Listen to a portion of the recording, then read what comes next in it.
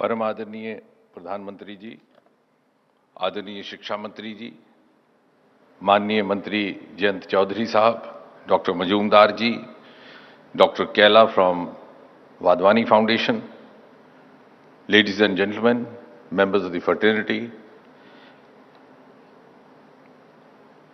सच पूछिए तो आज का ये समारोह, ये उत्सवमय समारोह, ये दुनिया भर के लिए पैगाम है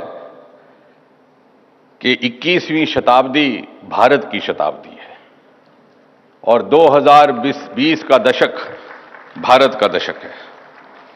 The 21st century belongs to India and that India's moment has arrived. वो जमाना जाता रहा जब दुनिया के तथाकथित विकसित देश सफल पहल करते, प्रयोग करते और फिर 10-15 साल के बाद भारत में उसको अपनाया जाता। अब याद कीजिए टेलीविजन को, यूरोप और अमेरिका में 1950 के दशक में देखा जाता था, हमें उसके दर्शन करते करते सन 1970 का साल गुजर गया। आज तस्वीर बदली है। आज सफल प्रयोग भारत में किए जाते हैं और बाकी दुनिया उसका अनुसरण करती है, चाहे वो कोविड का वैक्सीन हो, चाहे वो चंद्रयान हो, चाहे वो क्वांटम हो। India is no longer a follower, ladies and gentlemen. On the contrary, India today beckons others to follow her. और ये सब इसलिए संभव हो पाया कि गत 11 वर्षों में प्रधानमंत्री श्री नरेंद्र मोदी जी ने सरकार में विज्ञान, प्रौद्योगिकीकरण, नवाचार को सर्वोच्च प्राथमिकता दी और ये एहसास करवाया कि यदि भारत को आगे बढ़ना है तो उसका रास्ता विज्ञान और नवाचार से होकर के गुजरता है, वरना हम में कोई कमी ना थी। प्रतिभा भी थी, योग्यता भी थी, काबिलियत भी थी, आंखों में सपने भी थे, दिल में अरमान भी थे, मेहनत करने का मादा भी था।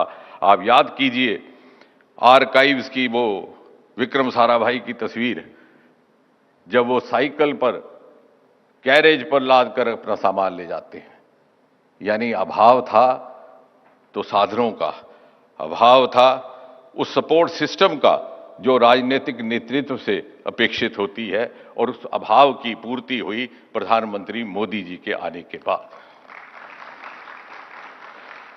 जहां एक और department of science and technology का बजट मात्र और मात्र 2,777 करोड़ हुआ करता था 11 वर्षों में, कई गुना बढ़ करके 28,509 करोड़ तक पहुंच गया।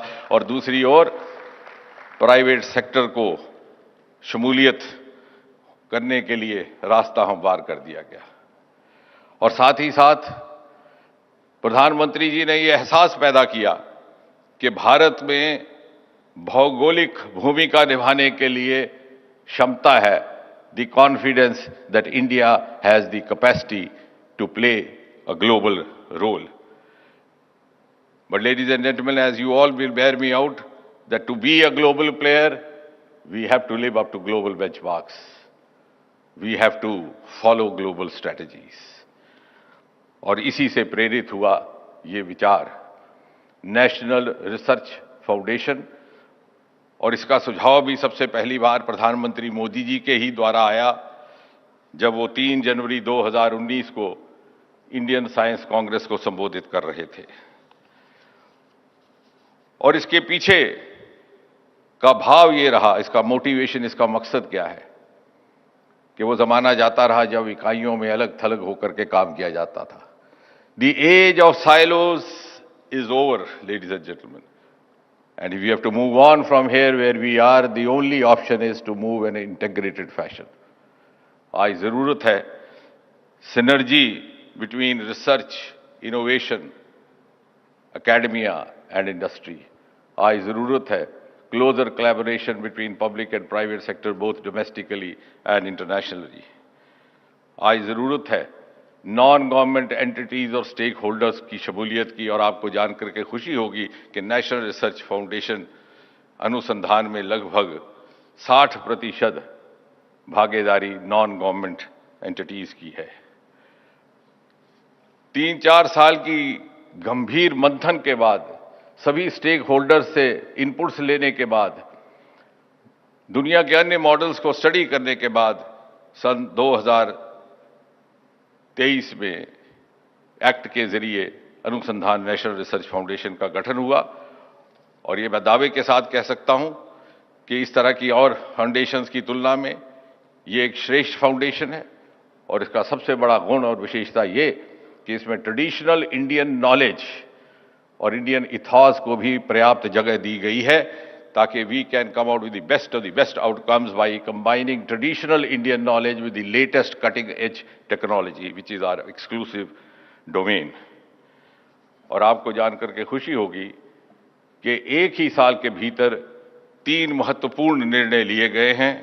पहला, प्रधानमंत्री अर्ली करियर रिसर्च ग्रांट अक्टूबर 14, 2024 को लॉन्च किया गया with the funding support of 60 lakh and overheads for the new starters and for a period of 3 years. दूसरा, mission for advancement in high impact areas which is dedicated to electric vehicle mission.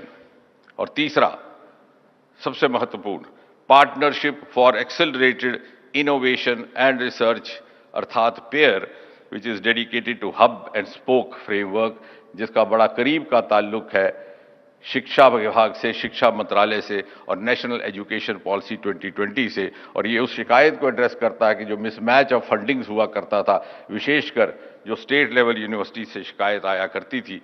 अभी तक हमने 7 network शिनाख्त कर दिए हैं and we have announced ₹100 crore each as a support.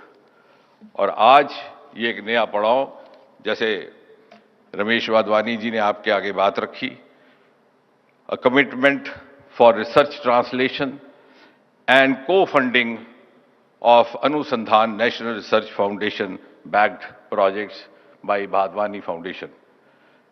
Ladies and gentlemen, Vadvani Foundation has shown the way and I am sure others too would be motivated to follow them. समय की मर्यादा को ध्यान में रखते हुए बात समाप्त करते हुए मैं केवल इतना कहूंगा कि अनुसंधान नेशनल रिसर्च फाउंडेशन का जन्म प्रधानमंत्री मोदी जी की कल्पना और प्रेरणा से हुआ था। और आने वाले वक्त में भी प्रधानमंत्री जी के ही मार्गदर्शन और गाइडेंस में अनुसंधान नेशनल रिसर्च फाउंडेशन भारत को शिखर पटल पर पहुंचाने में सफल रहेगा और हम सब मिलकर के कामयाब होंगे वो सपना साकार करने में, वो विकसित भारत का सपना जो प्रधानमंत्री जी ने भारत के एक एक नागरिक के दिल में जगाया है। बहुत बहुत धन्यवाद।